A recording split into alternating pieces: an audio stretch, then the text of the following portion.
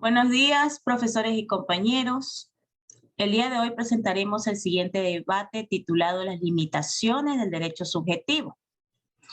Los participantes para este debate son los compañeros José Nostroza Carriel, Leonardo Verduga Duarte, Diógenes Avilés Briones y la compañera Saraí Cambas Ataisela.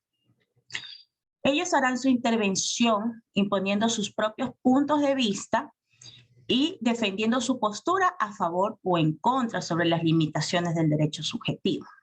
Cada debatiente tendrá la oportunidad de hacer su intervención de manera organizada, con un tiempo aproximado de 1,5 minutos a 2, respetando el turno para la palabra y respondiendo de manera clara y con argumentos. Luego de haber explicado las indicaciones correspondientes, damos paso al debate. Compañero José, ¿qué nos puede decir sobre el derecho subjetivo y sus limitaciones? ¿Qué tal? Buenos días. Para tener una mejor ilustración del derecho subjetivo, se debe primero conocer cómo nace este derecho. Debemos hacer una diferenciación entre el derecho objetivo y el derecho subjetivo. El derecho objetivo se dice que es la regla o la conducta del hombre que se la debe acatar. Por ejemplo, el Código Penal establece que no debemos robar o no debemos matar. Esta conducta se debe acatar. Este es un derecho objetivo. El derecho subjetivo es la prerrogativa reconocida a la persona por el ordenamiento jurídico para exigir un comportamiento ajeno tendiente a la satisfacción de intereses humanos.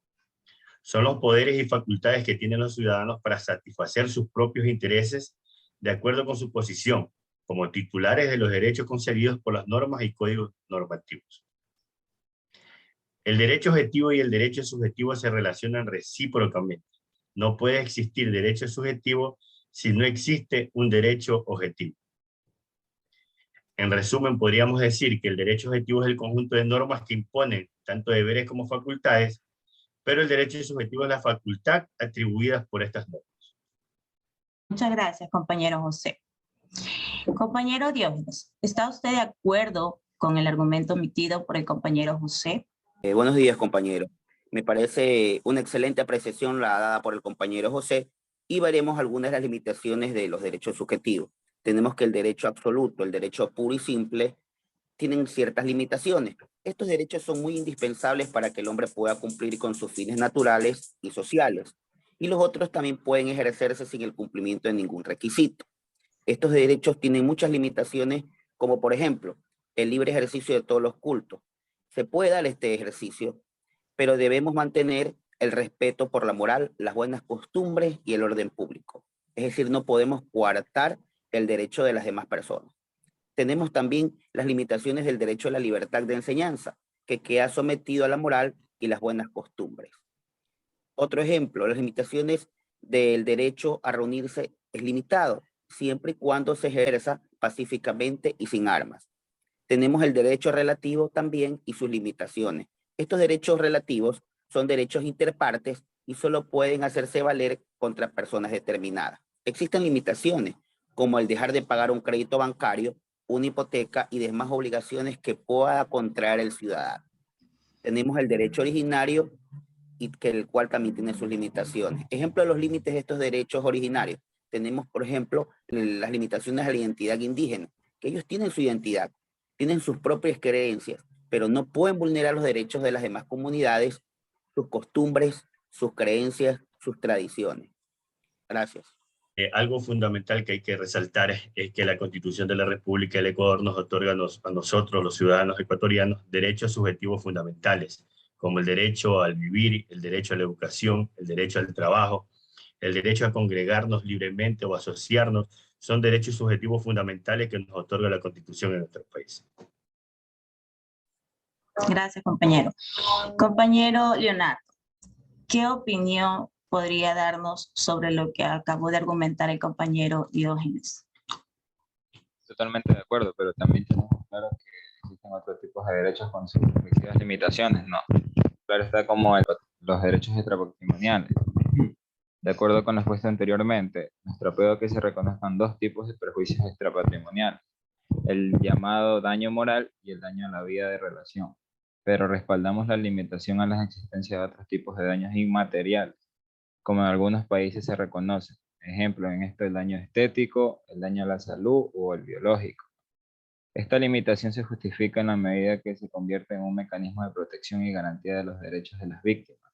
También tenemos las limitaciones del derecho subjetivos de la familia, los límites y retos normativos, baja regulación de los eventos de terminación de las relaciones maritales. Otro punto sería pocos avances en la reflexión sobre la patria potestad a la luz de los derechos de los niños y niñas y adolescentes. Las limitaciones en este caso serían la violencia entre sus miembros, la falta de solidaridad entre sus miembros, protección física y psicológica, familia con lugar de riesgo y no de protección.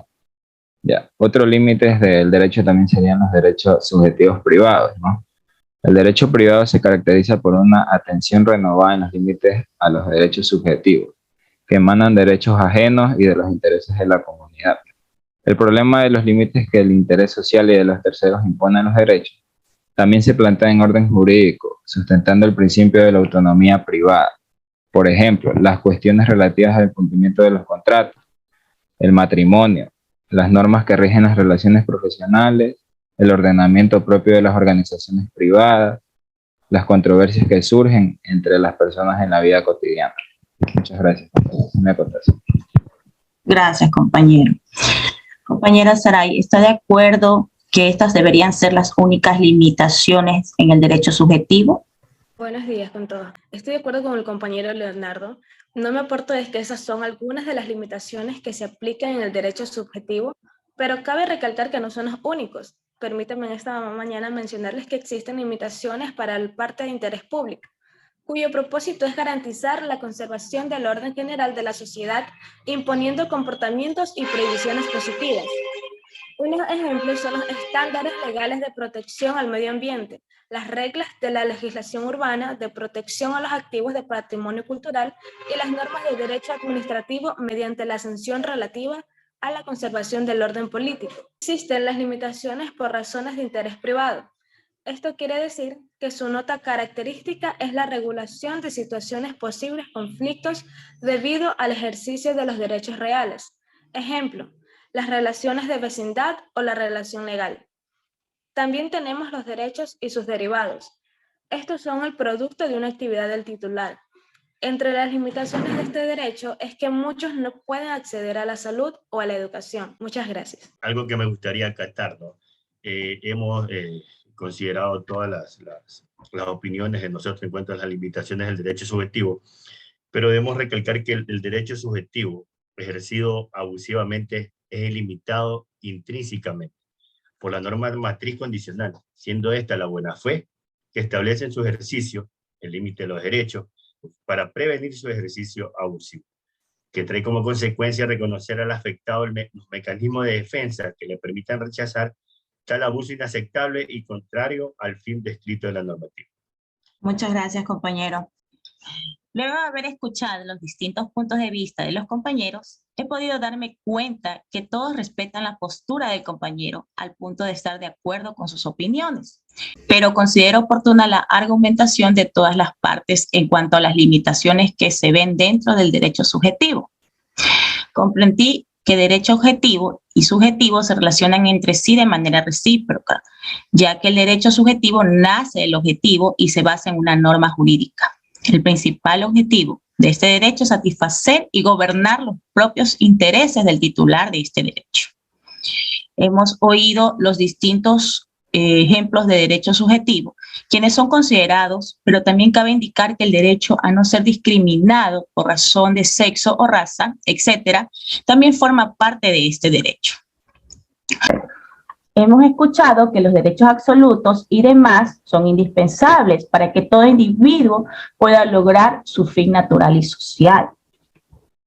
En cuanto a los derechos originarios, se ven limitados al momento de que cada comunidad tiene que respetar las costumbres y las creencias de las distintas etnias o distintas comunidades indígenas.